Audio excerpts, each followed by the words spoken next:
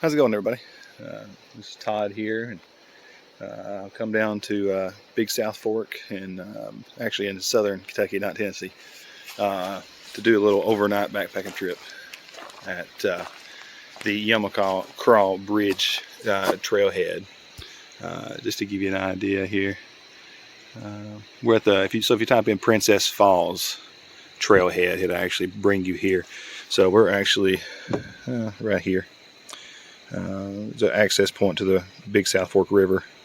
It's also part of the Chautauqua Trace, so we're going to be following this trail up, not necessarily going to Princess Falls, so I have to pass it. I guess we will be passing it in a little bit. Then we're going to come up, I think today it's about 1:30, 1:40 in the afternoon, so we're going to try to take this eastern loop counterclockwise, come back around to Alum Ford, and then it's either between Yahoo Falls and Alum Ford, or just past Alum Ford, camp for the night, and then finish off the rest of the morning. A quick little trip. So yeah, should be a pretty good little trip. Gorgeous view in the main beginning of the Big South Fork River down there. Had a pretty substantial rain last night, so the trail's definitely wet. Quite a bit of mud on it as well. So we'll see how it ends up. Probably no fire tonight.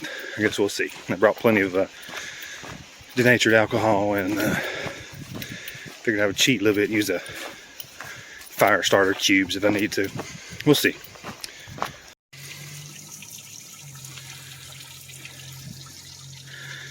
Beautiful little stream crossing.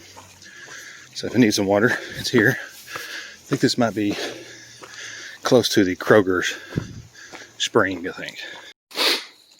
A little further on the trail here, we got to a pretty nice spot. You can come fish. Outstanding spot, truthfully. Nice slow moving water here. Up there was a little more shallow.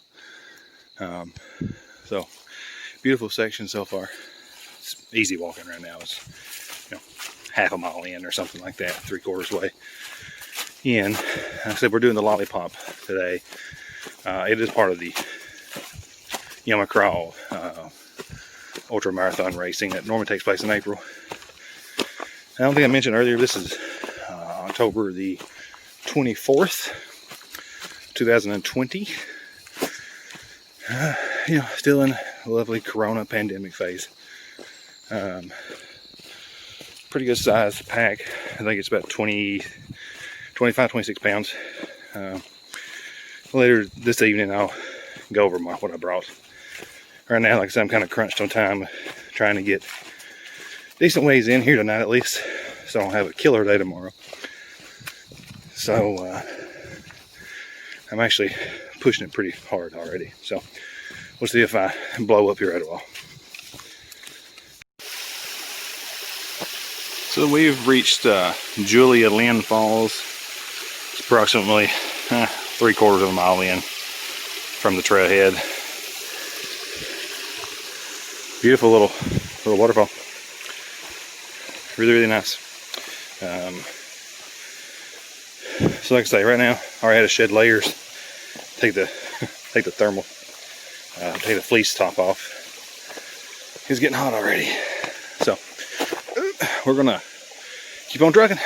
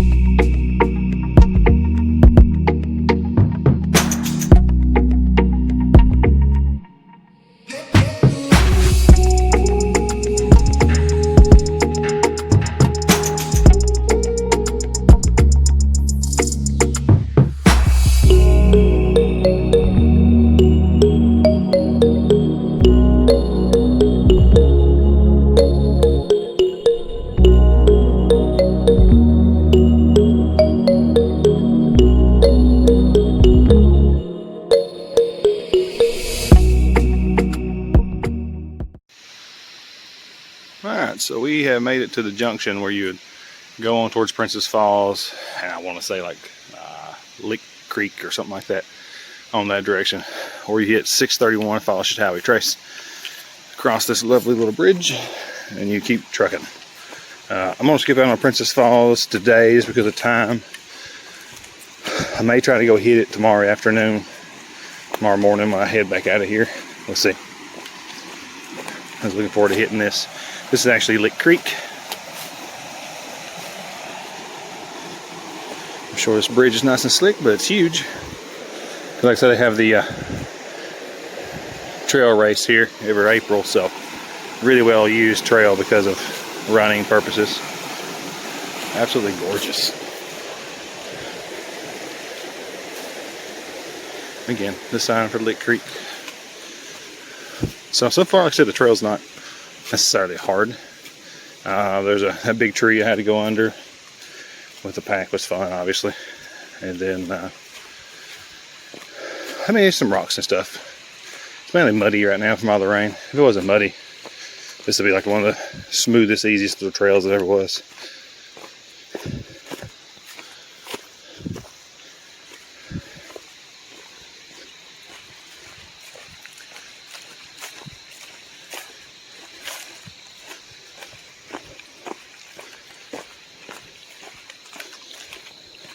We're 1.2 miles in. I figure from here we probably won't see many people for a little while anyways. I mean, it is a Saturday, so there's obviously more people out where it's a weekend. I'm hoping where it's rained so much and it's nasty conditions and cold. It's 54 degrees, I think what it is. When I left the vehicle and checking my watch right then. So it's cool. Most average day hiking folks aren't going to be out today from the coolness and the rain, mud. Tomorrow, when I head back out of here, I'll probably meet more folks.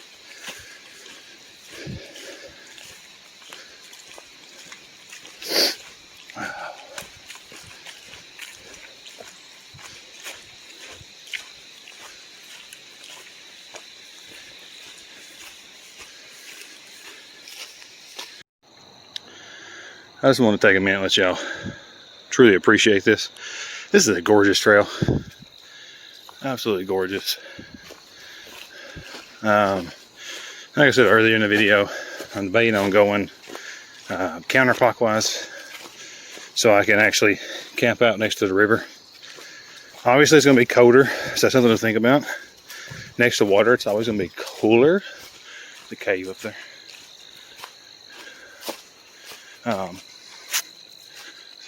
Pretty big sized cave. So obviously it's going to be cooler next to the water. And being it's supposed to be up in the upper 40s, low 50s tonight, I mean, it may not be the brightest idea, but it'd be nice to be next to the river so I can get easy access to water. But there are several streams that are flowing strong right now. So I may actually go clockwise today. I don't know, like I said, when I get through to the junction where the stick of the lollipop ends and the actual loop begins, I'm gonna kind of do some math, calculate some time, because right now I'm doing about a 2.5 to 3 mile an hour walk. So, to get 8 miles today, either direction, I'm gonna have to walk 3 hours at least. I have time. It's just a matter of, do I really want to push it that hard today? And, get within an hour or so of dark, me walking the whole time. So that's going to be the question I got to answer here pretty soon, because we're almost to the end of the stick here.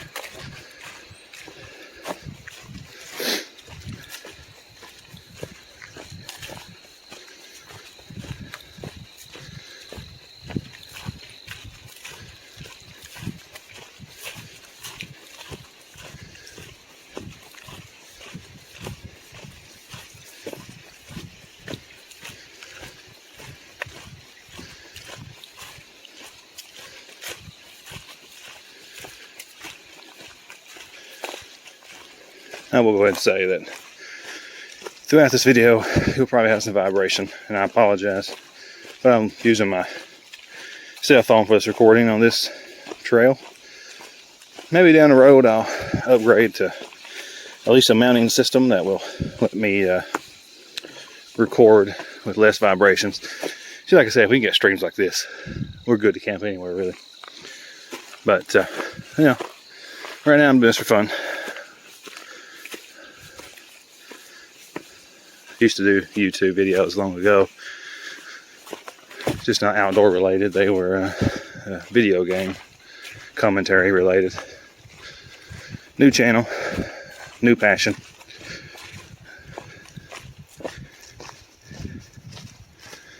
Right in here would be awesome for a hammock. Absolutely incredible spot to camp. All kinds of trees to choose from. A little bit of shelter from residual leaves that are still left for it to be this time of the year. I mean, normally leaves aren't falling by now.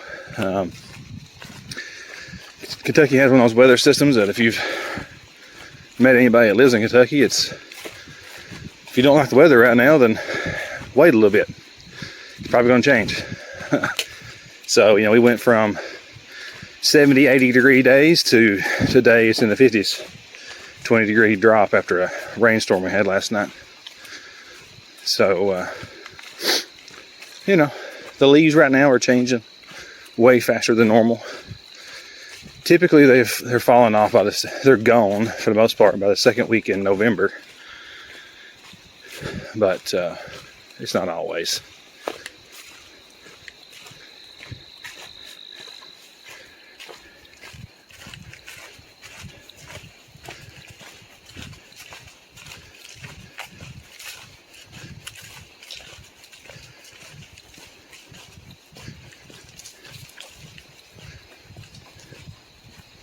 Yes, hopefully y'all can enjoy the video, even with some of the vibrations on the screen, because this place is definitely beautiful. I plan on coming back again with my wife. She couldn't make it on this trip, so we're going to try this again later on together. We've already done the John Litton Fall Branch to the Grand Gap loop several weeks back, probably I guess a month ago, a little over a month ago. It was back during Labor Day. I just need to get out in the woods while the leaves are pretty. So this is also my first solo hiking trip, or at least solo backpacking trip.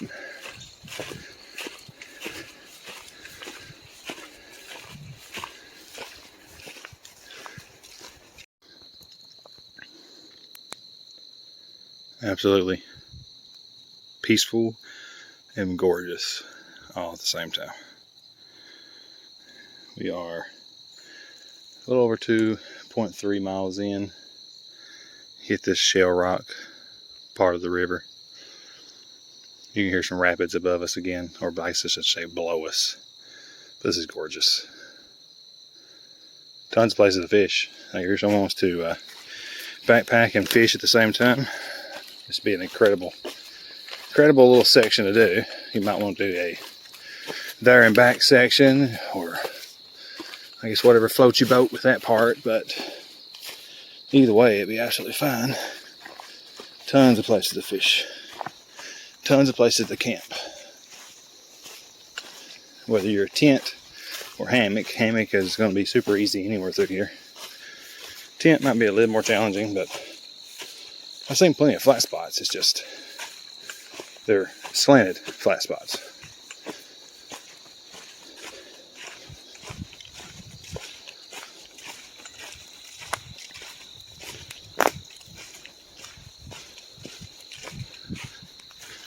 There's a flat up there on top of those rocks if you wanted to get way away from the trail. Easily could.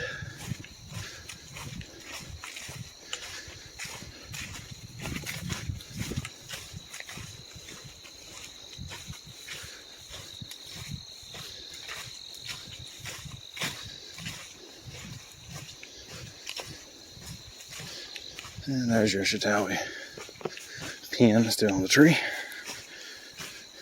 So if we turn right, then I know we won't be on Chatawi. If we turn left, we'll stay on it for a while until we get up to Yahoo Falls.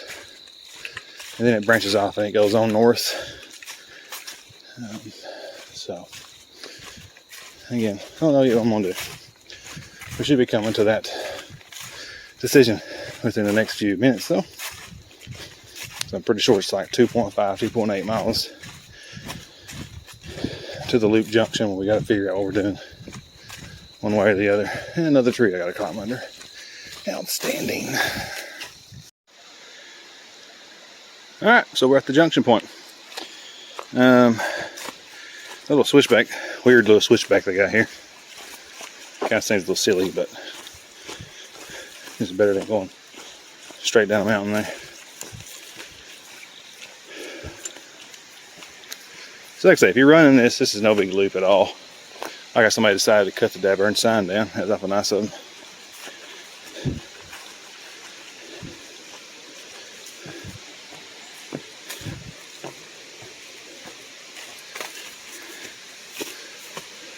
Should be at the junction point, I'm pretty sure. Could be wrong. Like I said, I'm not checking the GPS right now. I'm trying to just enjoy the walk. Beautiful stream, though, that's for sure. Cool bridge.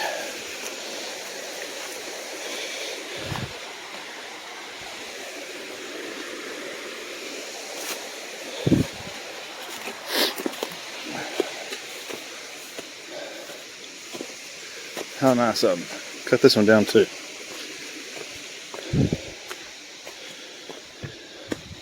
Like, I really wonder what the purpose was of that. Tearing the sign down.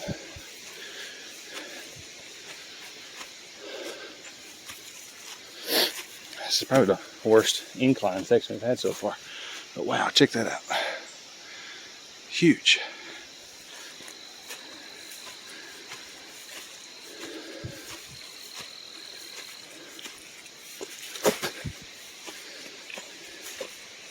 Like I said, pretty muddy out today.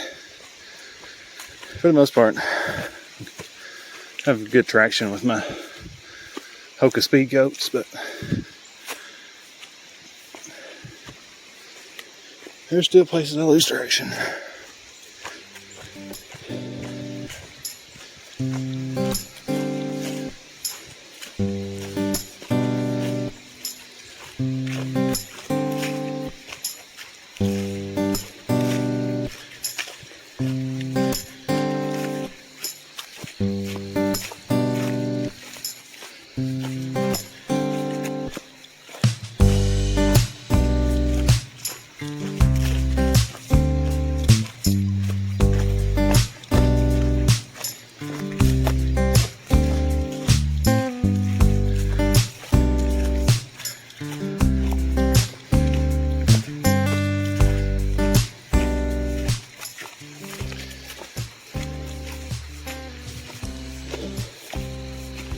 Right there is an outstanding campsite.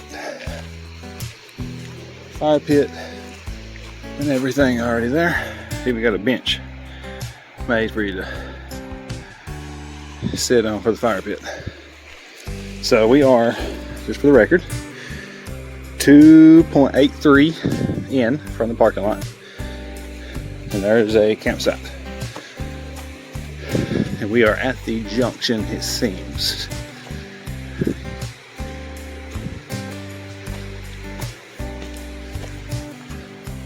It's pretty cool because I was actually considering staying here if I parked at Alum Ford and came in.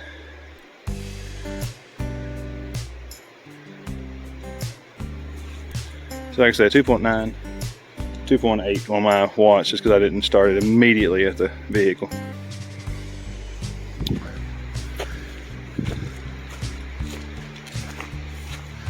And this is a good place for a break because I got to figure out which way I want to go. Up that way or up that way. So I guess stay tuned because I got to figure it out and get a drink of water. All right, gang. So made an executive decision to go counterclockwise like I originally planned on doing. Biggest reason, don't get me wrong, it's really tempting to stay right back there, even though I've made no mileage whatsoever. The reason I want to do this is primarily due to the fact that all my family would die if I don't be able to talk to them a little bit tonight. Let them know I'm alive, and be able to talk to my girls a little bit too would be really important to me. So I don't think I'm gonna have service around that river. I've not had it yet. I mean, very little, very, very little. Actually, where I was sitting at, no service whatsoever. We're at the end of rest. Drink some water. So this is gonna be more mountainous, which means elevation, which means more service, in theory. So we'll see if it actually pans out the way I think it will. If I could do another 4-5 miles, I'll be happy. And again, it should be completely doable. I won't be walking in the dark. I don't be walking up to the edge of dark. I would like to actually get to camp about 5:30, so it should be about an hour before it gets really, it starts getting dark. That's another 2.5 hours. I think that's correct. So my idea is to walk for another 2.5 hours and see what we get. Did I say a while ago how beautiful this trail is? Look at that. Just look at that. Look at that tree. Look at that tree. Right off the edge. Insane. Love it. So my goal is that within the next year, 2 years, because they don't have any spots left for next year. Since Corona pushed all the major trails back, I would love to get to run this in 2 years. Probably the 25K, but maybe 3 years, around the 50. I got some weight to shed still and a lot more training. So yeah, flip you back around, let you see some of the trails I'm walking, and then we will chat a little more later. Alrighty, so we are 3.5 in. This is a beautiful section, actually. So what's kind of going to be cool about this loop is you're going to get this mountain section for around half of it. We'll say 40% of it, and then 60% of it will be, you know, the riverside kind of stuff. So you can get a taste of it both. There is more service this way already, because again, I'm climbing up mountain. It's a really cool section where you go across this little stream. I'm going to video it, but it'd be blunt. I was getting a lot of breath. And that little stream was just a really pretty little section. Trees growing around the rocks and little small boulders. If you notice here, I guess we'll see if all of it is, but I guess these are leftover ribbons from the race last year, because they're not bright orange. So you can tell they've faded, the survey ribbon. So it's a nice little indicator, though, that you're on the right track, because there's not that many blazes. And to be blunt, I probably wouldn't have come this way had it not been for the ribbon, because there's several logging roads. I guess they're technically forestry roads, or for emergency vehicles to get down here and help somebody that's injured, fire roads, etc. There's several of those, and it's really convenient to be able to jump on one of them and take off. Whereas now we're literally on the side of a mountain, walking on a trail big enough for your feet to sit side by side, and that's about it. So I've been walking for a good little distance. That's the first blaze I've seen on the tree yet. But ribbons are everywhere, so again, right up another ribbon. So that's kind of nice. That's the cool thing about trails, that there are races held on. is that there's always ribbons. You know, somewhat's the downfall of the race directors because they don't come and get the ribbons back down. But later in the year, it's nice because you can use it for training purposes. Hikers can use it for guidance. There's a lot of good reasons for it. So,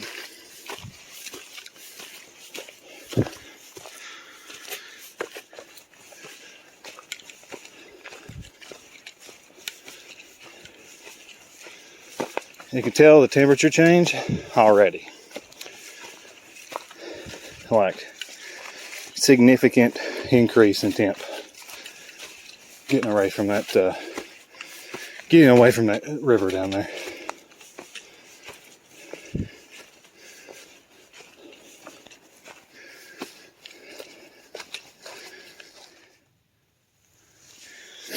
Alright, so made a good amount of elevation gain there. I wish I'd kept up with it. We're at a total of 570 as of right now, but that's probably a good 200 or 250. I would just guess on that section there. There's a nice spring coming out of the ground.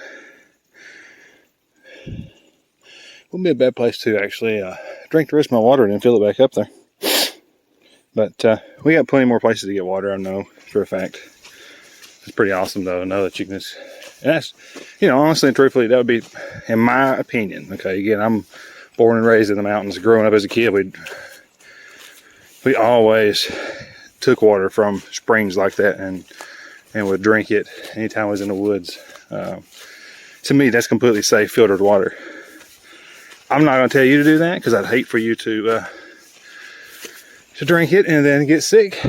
I just know that for me, if I was out here and didn't have a filter with me, I would drink that and not think twice about it. But again, that's what I've done my whole life. So my body might be immune to it, whatever you want to call it, but still, to each their own. Here's an outstanding spot. Again, you get that spring just over that hill there. Good fresh water. Super flat spot here. Stretch a hammock anywhere you want. The trail's going over the hill, so this will be fine to stay at. A lot of folks want you to be 100 foot off the trail. You could argue that anywhere over here is technically 100 foot, but it's not. But I mean, still, there's a daggone fire pit.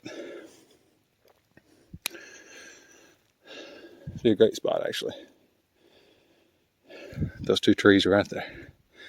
Only problem is, again, if somebody comes through here in the middle of the night hiking, they're going to walk right on top of you.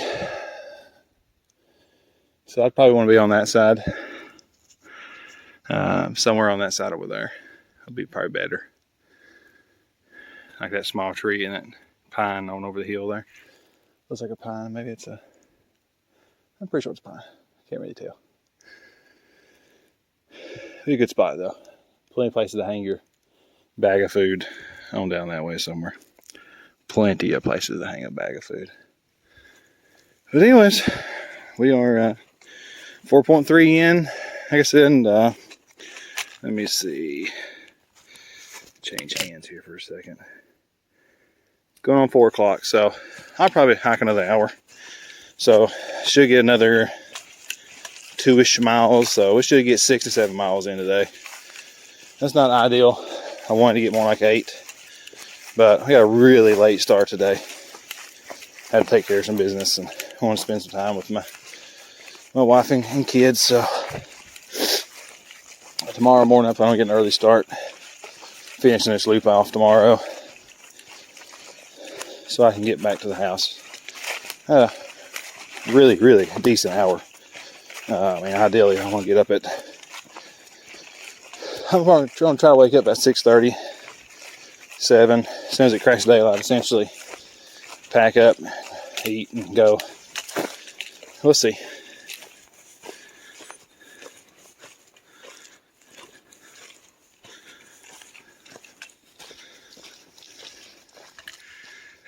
Okay, so I made it on top of the power line strip, and I had no service. This is like the highest point. Look at that cut through. Again, power lines. All right, and I have no service. I went from 3G, trying to fill out my forms, get everything that I needed to get done, because I forgot to do it before I got here, to now, nothing. Oh my gosh. This is wild. Anyways. So, pretty gorgeous through here, actually. Maybe I can make the road out way out there. Yes, Mr. Squirrel, I hear you. Something way out there. This is gorgeous. The deer hunter in me says, holy cow, this would be great to deer hunt. And it would. Looks like this bottom line is no longer in use. Or if it is, see this one here. This one. See how far it goes down, and it's like way down the bottom of the valley. I'd say it's no longer getting used. I almost guarantee it's not. Just for how low it is. I mean, it could, but gosh, you'd think that would not be in use anymore. How low it is there. It's almost like you could throw something up there and glide down it. But anyways, we're going to be going well, that way. And we're 4.9. So, and like I said, we got another probably 2 miles or so left before I'll have to stop. Maybe 3 if I'm lucky. Probably 2 though. But yeah, like I said, it's been great so far. It's getting a little bit cooler. It's a little windier up here on top of this ridge. And, you know, obviously it should be. I heard the wind blowing when I was over the hill there. So, been a fun trip so far. I'm hot. I'm like burning up. I'm going to have to change out as soon as I get to the camp. Thankfully, I brought some extra clothes. So, anyways, stay tuned for more, guys. All right, so we have reached the roadway that goes down to Alum Ford. Apparently, we have some dogs down here with these people. This goes down to Yahoo Arch, Maker's Arch. So Maker's Arch is a half a mile. Yahoo Arch, 1 mile. Chautauqua Trace trails continue on for 2. So we should definitely get to the other side of the arches. Yeah, I plan on trying to get between Yahoo Falls and Alum Ford again before I stop for the night. We'll see. All right, guys, I'm back again. I've already crossed over the roadway and the upper ridge section. I don't remember the road name. I'll try to link it on the screen if I remember to put it in. Coming down to Yahoo Arch, as well as Yahoo Falls, etc. Already passed Maker's Arch. I didn't want to go there. It's only like a half a mile away, and like I said, I'm pressed for time. I want to get to somewhere decent for a camp spot. This is a pretty cool little area. A lot of the little cave system. Well, you know, not really a cave system. It's more like a cliff embankment type thing. But hey, it'd be a good place to get out of the weather if you need to or something. The road up there, obviously, you can park on the side of the road. So if you don't want to come and do something like I'm doing today, you can easily do that. Here's a huge cave area. Look at that. That's awesome. So yeah, I'm going to keep trucking.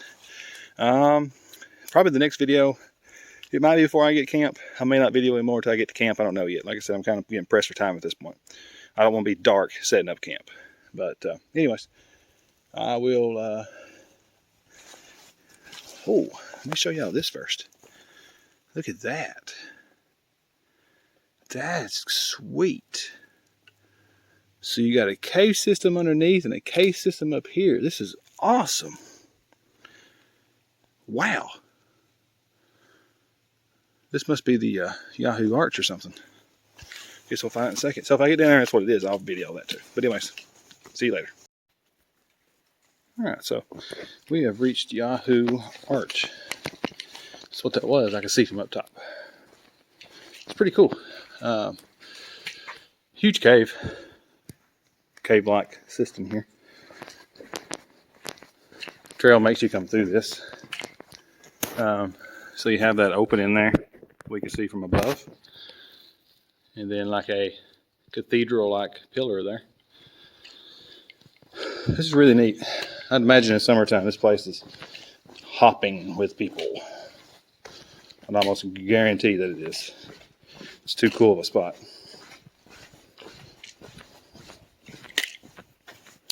You can tell this has been really heavily used through here. The place I come from in there obviously was less used than this. Huge cave system there. Somebody made like a makeshift fire pit with a something there. I don't know what that is really.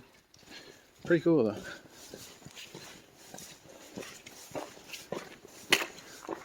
Flat rock. I guess you really want to sleep under the stars, there you go.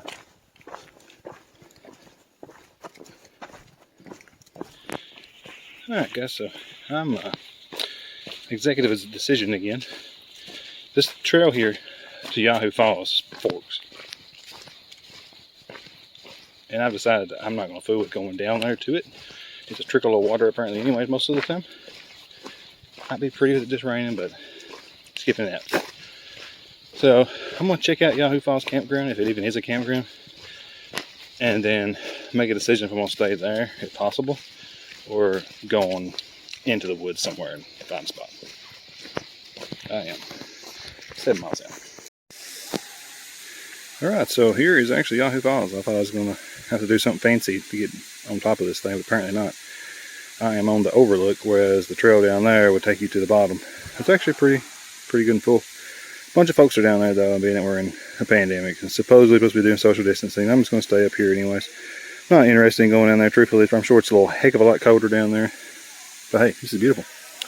So yeah, pretty awesome. Finally got something pretty through here because for a while there it was getting pretty daggone bland on this side of the trip. See you soon. Alright, so I took a little side detour thing. It's going to take me down to the Chautauqua Trail, and apparently I'm actually on the Chautauqua Trail. So I said the marketing right now is terrible. I guess everybody's jerking them off the trees.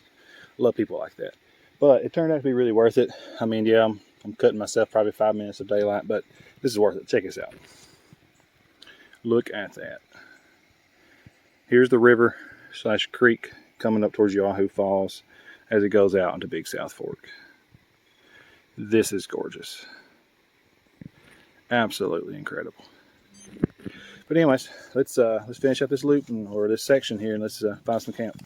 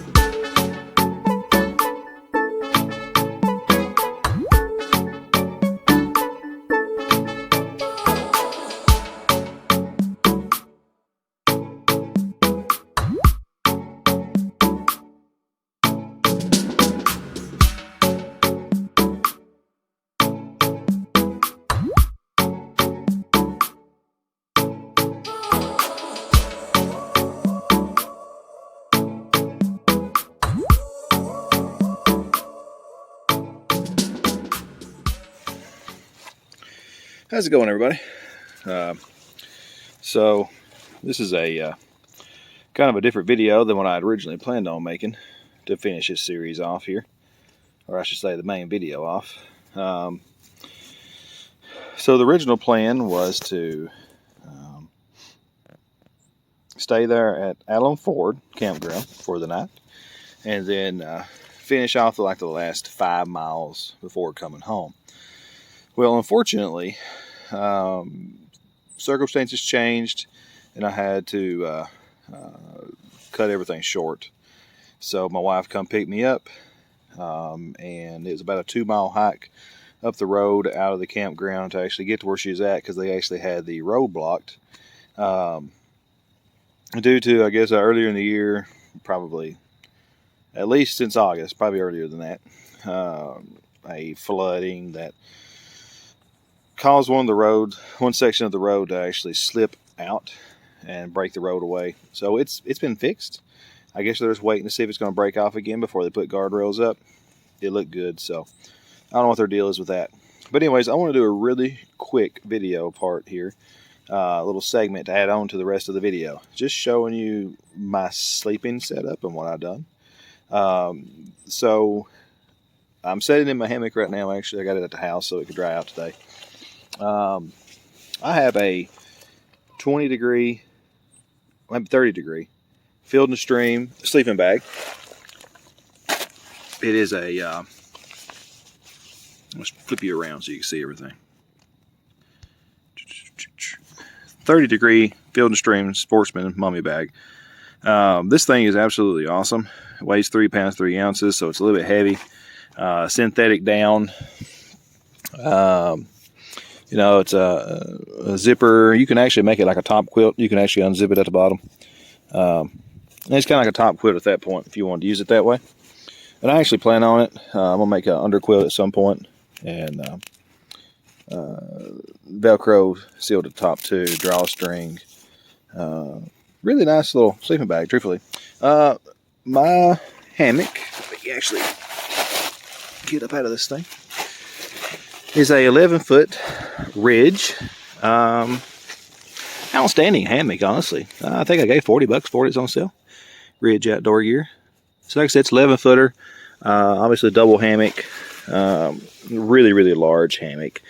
I can look at the dimensions if you absolutely need it, but I mean, obviously just Google it. It's a Ridge Pinnacle 180. So there's a 180 and a 360. The 180, the zipper is only on one side for the bug screen mesh. What do you want to call it? No CM mesh. The 360, you can take it the bug netting completely off. To be honest, I always want it on there. It gives you that little extra layer of protection, at least in your brain it does. That way no bugs can ever get you, and it makes you feel like you're more safe when you're in the thing.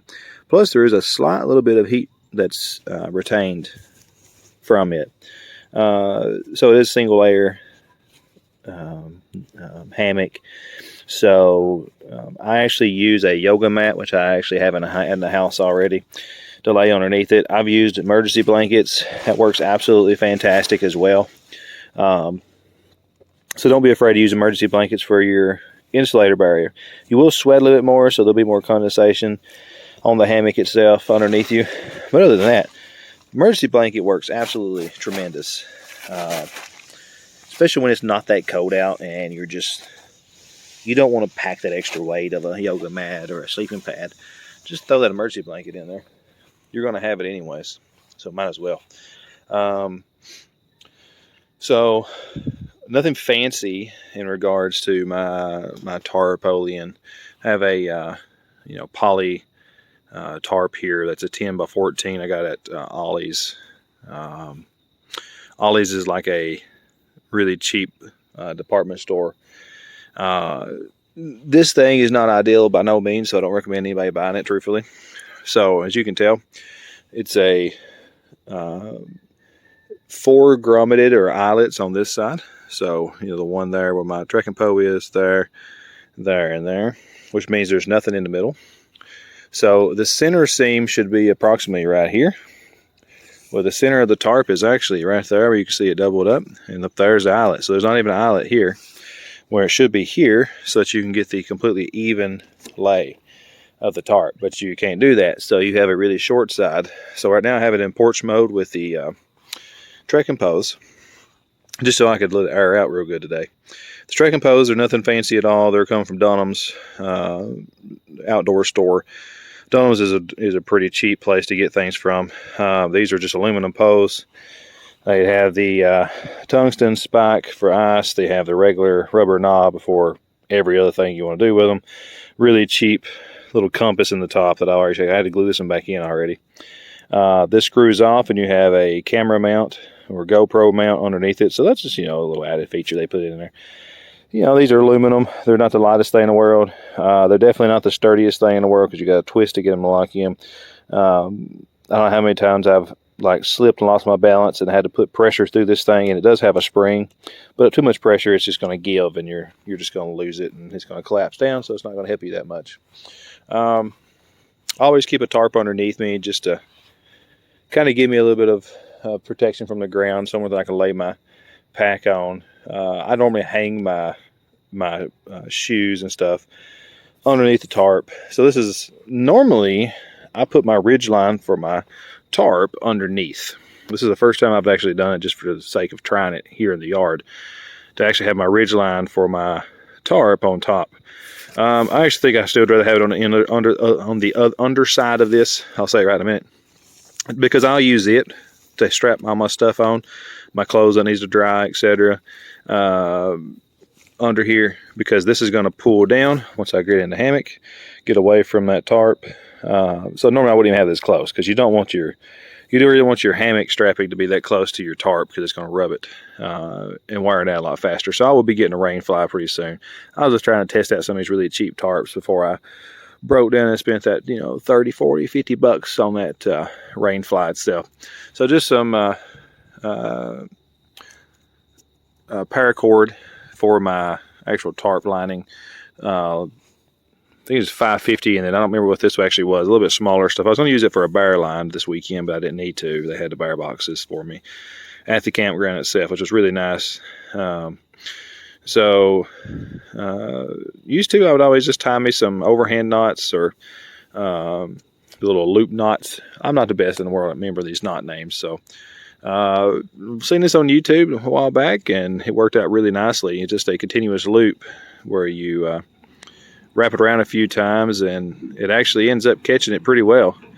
You can slide this along so it actually lets your tarp down, or you can slide it back up and it will take the pressure back off of it, or actually add the pressure back onto your tarp itself. Right now it's definitely synced in good, so give me a second. There we go. So then it takes the pressure off the ridge line technically as well, but it kind of crimps the line here. That's what does all the magic. So you know, like I said, I got some little plastic stakes there with some bungee cord just to give some extra retention and take some of the pressure off of the tarp while if it's windy. That way it gives it a little bounce and it won't hurt anything. So when I slept in this last night, there was no trekking poles, obviously. I had this more stake down triangular version, A-frame version, just to give me some more protection. And I had very little room side to side for me to move in because I was trying to stay warm. But I was super toasty. I actually wore some thermal, I guess we'll say tights, that I normally run in or mountain bike in for like a base layer. So it's not too heavy, but it keeps me nice and warm. And then just my fleece top with a t-shirt underneath. Actually, no, I just had my fleece top on. That's right, my fleece top on. And that was it. And my wool socks. I had gloves and a boggin, but I never actually needed it because, again, I was super toasty in there. Felt real nice. But anyways, stay tuned for hopefully another outdoor adventure with us. Hopefully the next trip in the next couple of weeks will be with me, myself, and as well as my wife.